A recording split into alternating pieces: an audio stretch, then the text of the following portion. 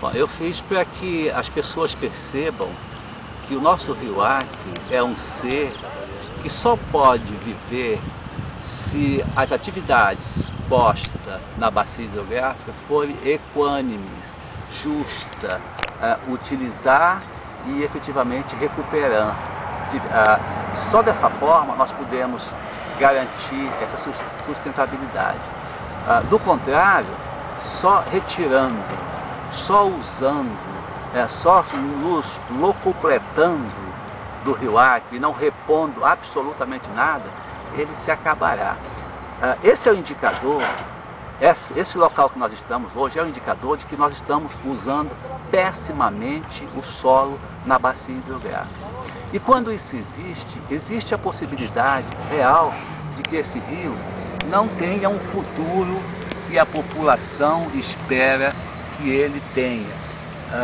Só para te dar alguns exemplos de como a exploração desse rio é cruel para a bacia hidrográfica e muito satisfatória para o homem, é que quando o homem explora os recursos naturais de uma bacia hidrográfica sem pensar na equidade, sem pensar na inclusão, ele informa a gente de que, olha, vocês estão utilizando de forma irracional esse espaço e não estão garantindo para o futuro a água e os recursos minerais do que ele produz para a sociedade. Enquanto nós não utilizar os recursos que são explorados desse rio para recuperar suas nascentes e seus igarapés, efetivamente o nível da água vai baixar cada vez mais. Agora, fundamentalmente é necessário que exista um programa de recuperação dessa bacia com os prefeitos municipais de Assis Brasil, Brasileia, Chapuri, Rio Branco, Porto Acre, e que esses prefeitos formem um bloco e associem esse bloco às instituições não governamentais para que formem um programa efetivo que venha efetivamente constituir a nossa sustentabilidade, que é a recuperação das nascentes e dos igarapés. Quantas dragas existem hoje operando dentro do... Então, hoje existem, de Assis Brasil a Rio Branco, são mais de 24 dragas que retiram desse rio aproximadamente 100 toneladas de areia mês. Eu compro 1 metro de areia a R$30.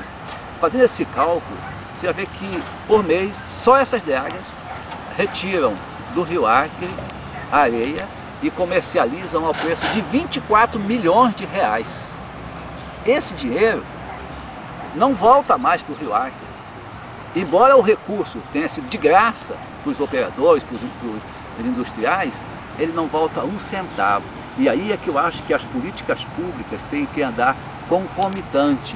Extraiu do rio Acre, devolva parte para ele, para que a gente amanhã não chore e não venha efetivamente dizer que o nosso santuário é um ser que padece. E você acha que a geração da gente ainda pode ver esse rio apartar, por exemplo? Pode.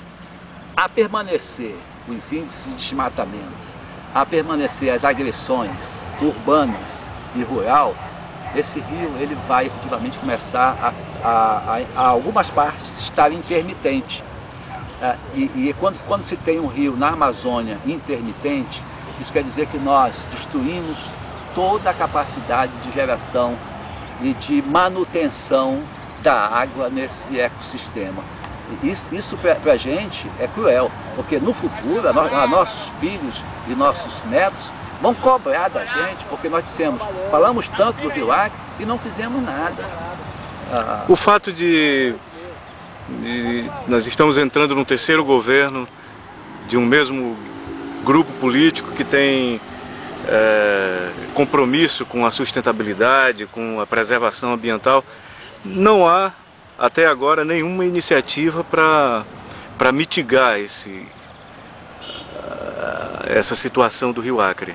Então esse é um indicador, para mim, de que o Rio Acre não é importante, nem para grupos políticos, nem para os empresários, porque enquanto não se der um olhar para ele específico, enquanto se pensar que o Rio Acre é a nossa história, que o Rio Acre é o nosso caminho, é o nosso sangue e a nossa cultura, ele será cada vez mais deixado de lado. E é impossível uma população na Amazônia se sustentar sem um rio, no nosso caso o Rio Acre, até porque nós originalmente somos ribeirinhos. Que providência você considera que seriam prioritárias? Prioritariamente é educar a população. Tá? Acho que o governo tem essa face que eu acho que, além dessa face, é uma vertente que é uma vertente maior, que é educar a população, que é envolver, que é sensibilizar a população, e a partir desse movimento, dessa sensibilização, ele implemente políticas públicas, né, com efetivamente as instituições, como associações de produtores, de moradores, e que essas políticas cheguem até aos colonos e aos ribeirinhos, para que eles se organizem e eles próprios comecem a reparar os danos causados no passado, que ali nas nascentes e nos igarapés. Porque para mim o colono, ele vai desmatar onde o solo é rico. E esse solo é rico na várzea, na beira dos igarapés. Na beira dos igarapés estão as nascentes. Desmatou as nascentes, acaba com o rio, porque quem mantém essa água aqui no rio são as nascentes. Se matou as nascentes, mata toda a bacia. E existe algum aquífero nessa região? Existe. Existe um aquífero muito importante, até onde eu conheço, no 2º distrito, que efetivamente vai garantir, de alguma forma, a sustentabilidade da população urbana de Rio Branco. Mas entre existir e não se cuidar, é um passo muito, muito grande. E sabe-se que existe, já foi delimitado.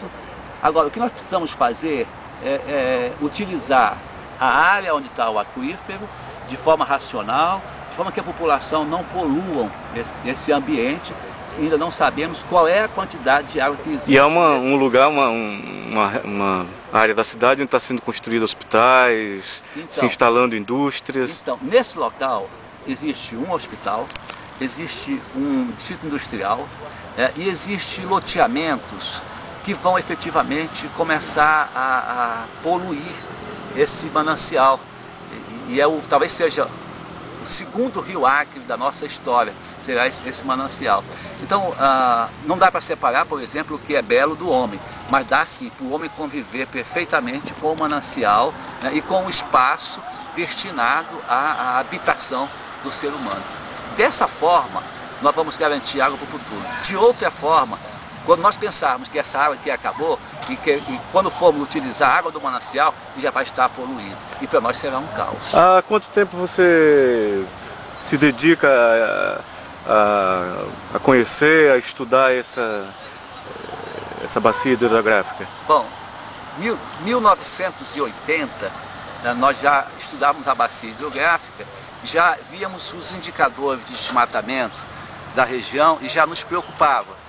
De lá para cá, esse processo só vem aumentando e a gente falando, dizendo que efetivamente essa bacia hidrográfica vai sofrer com esses impactos, que não é só o impacto do desmatamento, é o impacto da contaminação química, do agrotóxico, do agroquímico e da erosão, fundamentalmente a erosão. O assoreamento é uma consequência que vai reduzindo a carga desse rio e vai efetivamente reduzindo também a quantidade de água e a qualidade de água no Rio Acre. A sua atitude de fincar essa placa, essa advertência, esse gesto solitário é relevante?